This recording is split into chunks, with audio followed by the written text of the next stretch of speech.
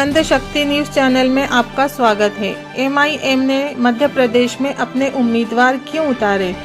5 राज्यों में हो रहे विधानसभा चुनाव 2023 में तेलंगाना के बाद पहली मर्तबा राजस्थान में मोर्चा खोलते हुए चुनिंदा सीटों पर अपने उम्मीदवारों की घोषणा की। वहां काफी समय से पार्टी की इकाई जमीनी सतह पर काम कर रही है। ऐसे ही मध्य प्रदेश में भी कई जिलों में पार्टी का सेटअप प्रभावशाली होने के साथ कुछ स्थानिक चुनाव में भी पार्टी ने हिस्सा लिया है, लेकिन सेक्युलर वोटों का बंटवारा न हो इसलिए पार्टी यहां विधानसभा चुनाव लड़ने के मूड में नहीं थी। किंतु मध्य प्रदेश में विधानसभा की 230 सीटों पर अपने आप को सेक्युलर कहने वाली कांग्रेस ने भी जब केवल 2 ही मुस्लिम उम्मीदवारों को टिकट दिया, तब पार्टी वरिष्ठों के सब्र का बांध टूट गया। मध्य प्रदेश मजलिस टीम ने राज्य प्रभारी तथा औरंगाबाद से लोकसभा सांसद और महाराष्ट्र प्राध्यक्ष सैयद इम्तियाज जलील से संपर्क कर हकीकत से आगाह किया, जिसके चलते सांसद जलील ने पार्टी सुप्रीमो बैरिस्टर उवैसी से चर्चा कर मध्य प्रदेश में भी अपने उम्मीदवार उतारने की घोषणा कर दी। देखिए इस विषय में सांसद जलील ने मीडिया से क्या कहा।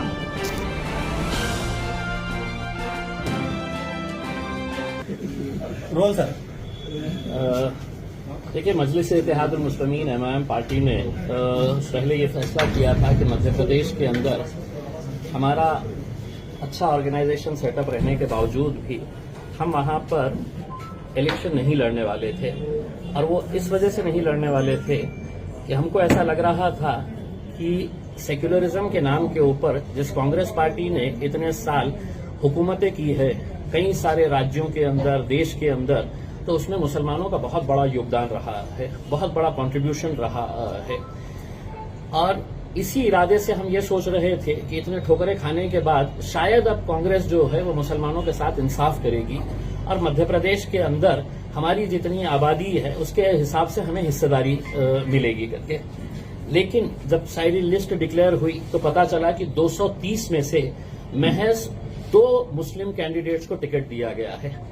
अब आप सोचिएगा कि 230 में से सिर्फ 2 ही मुस्लिम कैंडिडेट्स को अगर टिकट दिया गया तो क्या हम खामोशी से इसे कबूल कर लें या कहीं न कहीं अपना एहतजाज दर्ज कराएं।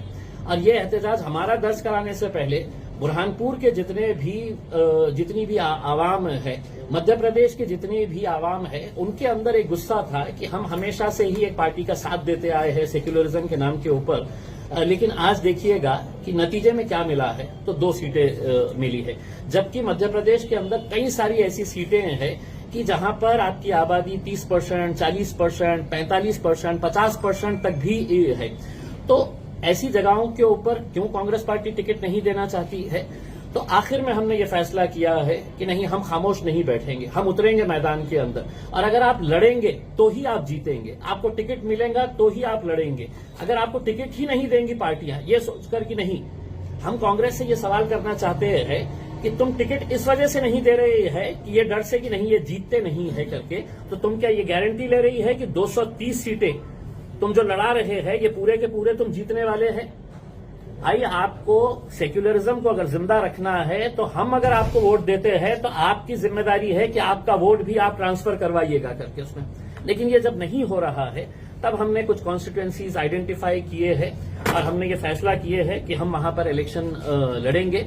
आज बुरहानपुर के हमारे जो कांग्रेस के एक्स कॉर्पोरेटर है, सीनियर कॉर्पोरेटर है, काफी अच्छी छवि है उनकी, नफीस मंशा खान, उनको यह उम्मीदवारी मजलिस की तरफ से दी जा रही है। और मुझे उम्मीद है कि बुरहानपुर की आवाम पूरी ताकत के साथ नफीस साहब को इस बार इलेक्शन के अंदर कामयाब करेगी, पूरे अच्छे तरीके से इलेक्शन लड़ेगी और एक पैगाम देंगी अपने ही पार्टी को, कांग्रेस पार्टी को, कि अब हम खामोश नहीं बैठने वाले हैं। हमारी जितनी आबादी है उस आबादी के हिसाब से हमें इंसाफ मिलना चाहिए, हमारी हिस्सेदारी मिलना चाहिए करके। एक बात मैं आपको ये भी बता दूं कि जो 2 सीटें कांग्रेस ने दी है उन 2 सीटों के ऊपर हमने फैसला किया है कि हम इलेक्शन नहीं लड़ेंगे वहां पर, क्योंकि हम चाहते हैं कि हमारा रिप्रेजेंटेशन होना, कांग्रेस चाहती है कि सिर्फ वोट होना, इनकी लीडरशिप नहीं चाहिए, इनके नुमाइंदे हमें असेंबली के अंदर और पार्लियामेंट के अंदर नहीं चाहिए, ये बदलना चाहते हैं हम। और हमें उम्मीद है कि बुरहानपुर की आवाम इस बार पूरी ताकत के साथ लड़ेगी और मैं बहुत बहुत मुबारकबाद पेश करता हूं हमारे नफीस साहब को।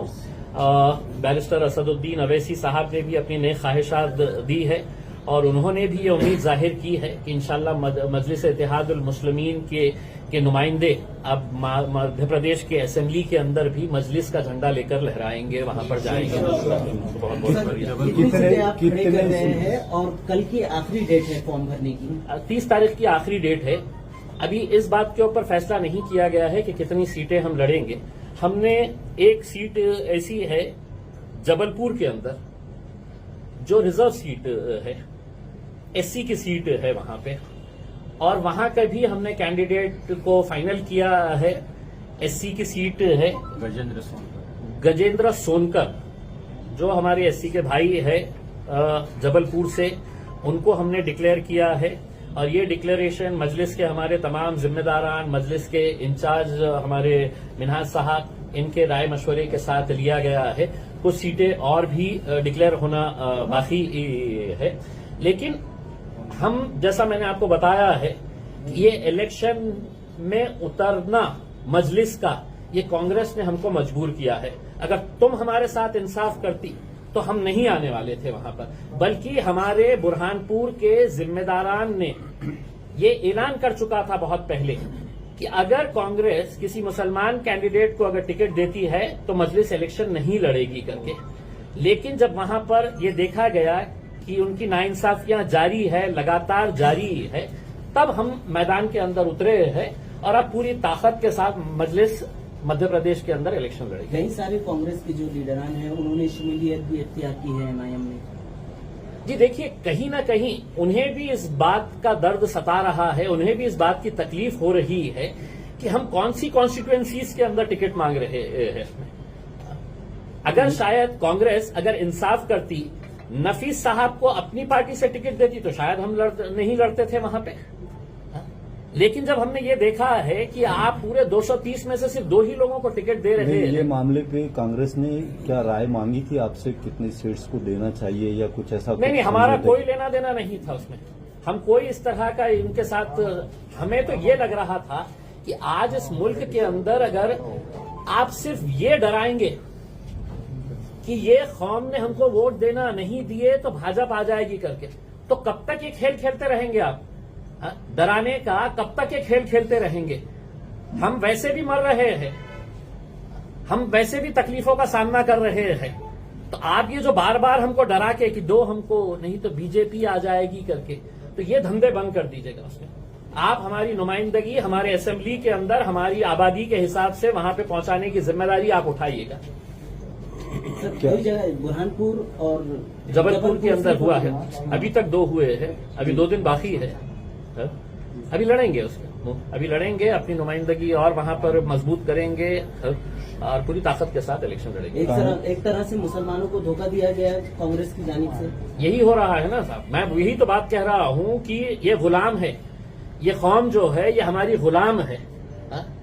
कि हम बोलेंगे कि तुमने वोट करना और तुमने वोट करना उसमें, लेकिन तुम असेंबली के अंदर नहीं आ सकते है। असेंबली के अंदर है तो कमलनाथ बोलेगा कि मैं जाऊंगा करके उसमें। और ये कौम का काम ये है कि तुम सिर्फ ठपके लगाते रहो करके। और हम नहीं, हम चाहेंगे कि आपने पूरा इंसाफ करना चाहिए। हिस्सेदारी की बात हो रही है इसमें। दूसरी रियासतों में भी आगे की तैयारियां आपकी ऐसी रहेंगी? देखिए, तेलंगाना के अंदर तो पूरी ताकत भी अगर ये लगा दी है तो तेलंगाना के अंदर टीआरएस और मजलिस इत्तेहादुल मुस्लिमीन पूरी ताकत के साथ वहां पर दोबारा इंशाल्लाह आएगी। राजस्थान के अंदर हमने 3 सीटें खड़े किए हैं, महज 3 सीटें खड़े किए हैं, लेकिन राजस्थान के अंदर जिस तरह का रिस्पांस मिल रहा है लोगों का, वो आप देखिएगा कि किस तरह से लोग इंतजार में है कि मजलिस के कैंडिडेट को हम कैसा सपोर्ट करके यहां पर जिताते हैं करके। मध्य प्रदेश के अंदर भी इंशाल्लाह आने वाले वक्त के अंदर आप देखेंगे कि कैसा रिस्पॉन्स होगा। सर 5 राज्यों में चुनाव होना है तो 3 राज्यों में आप इधर बाहर करो उनको। 5 राज्यों में चुनाव हो रहे हैं तो क्या 3 राज्यों में आप लड़ा रहे हैं अपनी सीटें? लड़ा रहे नहीं, हम मध्य प्रदेश तेलंगाना के अंदर तो हुकूमत के हम दावेदार है उसके अंदर। मध्य प्रदेश के अंदर हम जा रहे हैं उसमें। बेसिकली आप ये समझ लीजिएगा कि हमारा मकसद ये है कि आपकी नुमाइंदगी कब आएगी, आपके एमएलए कब चुनकर आएंगे, जब आप इनको टिकट देंगे, इनको टिकट देंगे, इनको टिकट देंगे। आप सिर्फ हमको डर बता बता के, अरे नहीं अगर इनको टिकट तुमने हमको वोट नहीं दिए, हम किसी को भी खड़े करेंगे, तुम में से किसको नहीं देंगे हम टिकट, हम जिस किसी को खड़े करेंगे तुमने आंख बंद करके आना, वोट देना, नहीं तो बीजेपी आ जाएगी करके। तो ये डराने का खेल ये बंद होने वाला है इंशाल्लाह, और हम आएंगे, लड़ेंगे।